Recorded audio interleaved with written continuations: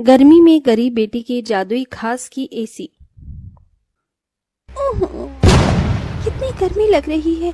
ऊपर से ये टेबल पंखा भी मरमर कर चल रहा है। एसी लगी होती तो मस्त नींद आती। तभी पंखा चलते चलते जोरदार आवाज करके बंद हो जाता है, जिसकी आवाज से गरीब सत्यकाम का परिवार जाग जाता है। अजी, ये इतनी तेज आवाज कैसी थी? क्या मालूम चंदा, पर ऐसा लगा जैसे कुछ टूट गया। तभी भारती टेबल पंखे को देखती है। पिताजी, वो देखो, टेबल पंखा टूट गया। पंखा टूटा देखकर पूरा परिवार दुख जताने लगता है। हे भगवान, ये क्या, एक और परेशानी बढ़ा दी तूने हम गरीबों पर। ये टेबल पंखा ही तो इस गर्मी में हमारा इकलौता सहारा था। अब तो इस गर्मी में हम बेहाल हो जाएंगे। कितना कहता था मैं कि दिन में पंखा बंद रखा करो, सारा दिन तो चलता रहता था। अब दिन रात चलेगा, कोई भी चीज तो खराब तो होगी ही ना। एक एक पाई जोड़ कर लिया था ये पंखा, अब कहां से लाऊंगा तुम्हारे नए पंखे का दाम। इसीलिए तो कहती हूँ पिताजी कि घर में एक एसी लगवा दो।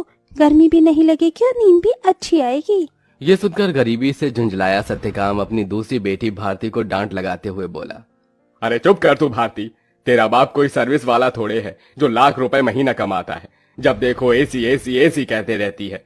ये एसी सोफा सब अमीरों के घरों में होता है, हम गरीबों की औकात में नहीं है खरीदना। अजी, अब जाने भी तो बच्ची है। अब ही चलो सब सो जाओ।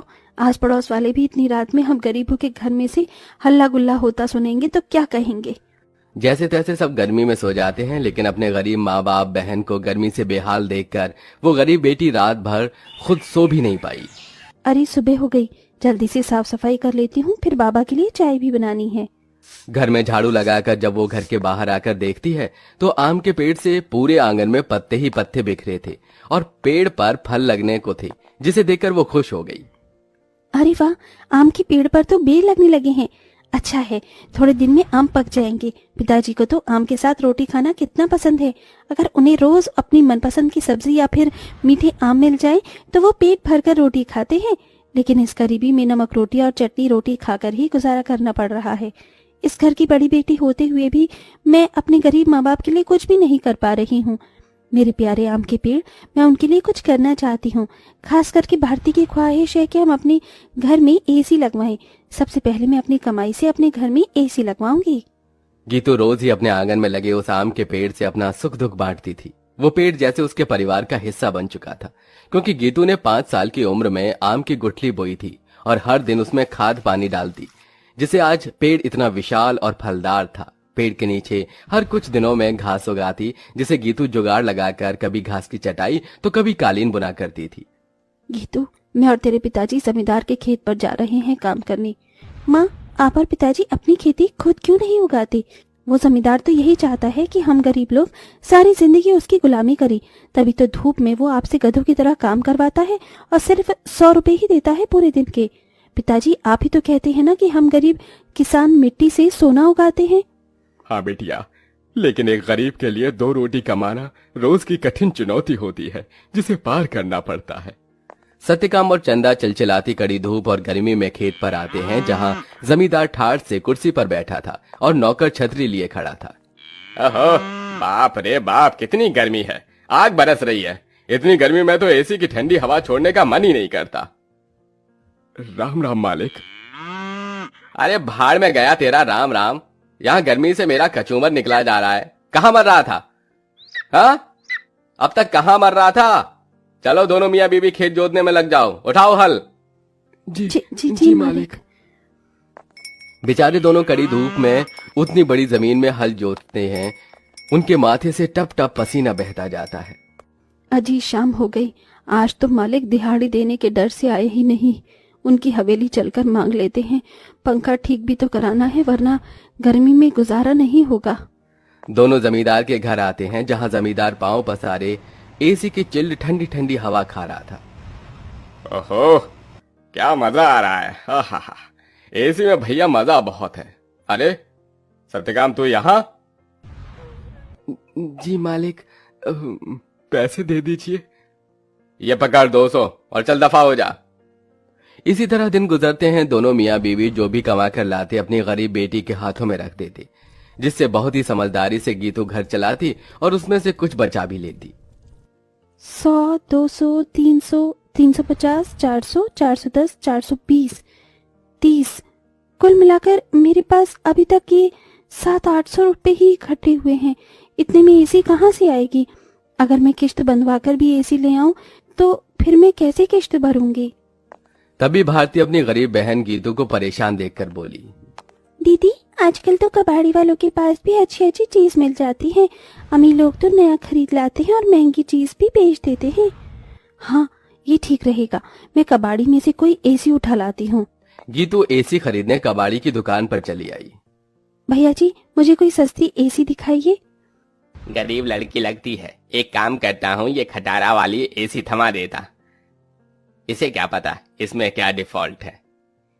ये लो बहन जी, ये एकदम बढ़िया एसी है। ये चलती तो है ना? चलती नहीं, दौड़ती है। एकदम धूम मचा देगी ठंडी हवा की। 1000 रुपए की लगेगी। अब जल्दी से ले लो। लेकिन मेरे पास बस 800 ही हैं। चलेगा चलेगा, दे दो। गीतू खुशी से वो एसी घर लाकर सबको चलाकर दिखाती है। माँ, पिताजी देखो, आपकी गरीब बेटी एसी खरीद कर लाई है 800 में। अब हमें गर्मी में नहीं सोना पड़ेगा। मगर ये चल क्यों नहीं रही? 800 में कोई एसी देता है भला क्या? पैसे फंसा कर आई है जाकर। सब मुंह बनाकर सो जाते हैं और गीतू पेड़ के पास आकर रोने लगी। मेरे प्यारे आम के पेड़, वो कबाड़ी वाला मुझ गरीब के पैसे खा गया। ये एसी चल भी नहीं रही। मुश्किल से 1-1 रुपया इकट्ठा किया था। गीतू को रोते देखकर पेड़ बोलने लग जाता है। गीतू, तुम रो रही हो? रो मत, मैं तुम्हारी एसी को जादुई एसी बना देता हूँ। क्या सचमुच में ऐसा हो सकता है? तभी पेड़ जादू करता है और जमीन पर ढेर सारे घास उगाते हैं जो बहुत चमक रही थी। गीतू, इस जादुई घास को मैंने अपनी शक्ति से उगाया है। इसे एसी में लगा दो, ये एसी जादुई हो जाएगी। गीतू बिल्कुल वैसा ही करती है। तभी घास का एसी बनकर पूरा होते ही सुनहरी चमक से भरकर चल पड़ता है और पूरे घर को बर्फ के जितना ठंडा कर देता है। माँ, पिताजी, भारती देखो, एसी चलने लगी। पूरा गरीब परिवार घास के एसी को चलते देखकर चौंक जाते हैं। अरे देखो चंदा, हमारी बिटिया ने घास की एसी बनाई है। हाँ जी, लेकिन ये घास की एसी कैसे चल रही है? ये एसी कूलर तो बिजली से चलते हैं। तभी जादुई घास एसी के आंख कान मुंह बन जाता है। एसी इठलाकर बोला, क्योंकि मैं जादुई घास का एसी जो हूँ। ये लो, जी भर के खूब ठंडी हवा खाओ।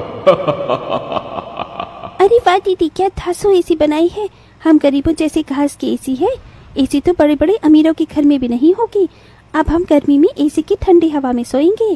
तभी चंदा रोते हुए बोली, बिटिया, अगर दिन भर इस एसी की ठंडक में ही सोते रहेंगे तो कमाएगा कौन? बगैर खून पसीना बहाए पैसे थोड़ी मिलता है। ये कहते हुए चंदा रोने लगती है। तभी जादुई घास एसी में से ठंडी हवा के साथ नोट बरसने लगते हैं। लूट लो, जितने चाहिए लूट लो। देख क्या रही हो? अरे रामा, ये जादुई घास की एसी तो लक्ष्मी मैया का रूप है। चंदा देख, कैसे करारे करारे नोट दे रहा है ये एसी। क्योंकि मैं कोई मामूली एसी नहीं बल्कि जादुई घास का एसी हूँ। मैं तुम्हें हीरे जवाहरात सोना चांदी सब दे सकता हूँ। एसी के इस कथन को सुनकर गीतू ने उसे आजमाया। अगर ऐसा है तो हमें सोने चांदी के सिक्के देकर दिखाओ। तभी एक सुनहरी चमक के साथ जादुई घास एसी में से सोने चांदी के ढेर सारे सिक्कों की बारिश बरसने लगी। तुम तो सच में जादुई एसी हो। माँ, अब आपको उस जमींदार की गुलामी करने की जरूरत नहीं। अब हमारे पास जादुई घास का एसी है। दोनों मियाँ बीबी खुशी से फूट फूट कर रोए। चंदा देखो, अब हमें और दुख नहीं काटना पड़ेगा। न किसी की ये गालियां खाकर गुलामी करनी होगी। ये जादुई घास की एसी हमें बंधुआई से छुटकारा दिलाने आई है हमारे घर। जाओ सत्यकाम, इन सिक्कों से कर्ज चुका दो। सत्यकाम ने जादुई घास एसी से मिले सिक्कों को बेचकर सबका कर्जा भर दिया और उसने पंखा, कूलर, एसी की अपनी दुकान खोली, जिससे गरीब भी कम दाम पर एसी खरीद सके। उस गरीब बेटी के बनाए जादुई घास एसी ने उसके गरीब परिवार का भाग्य बदल दिया।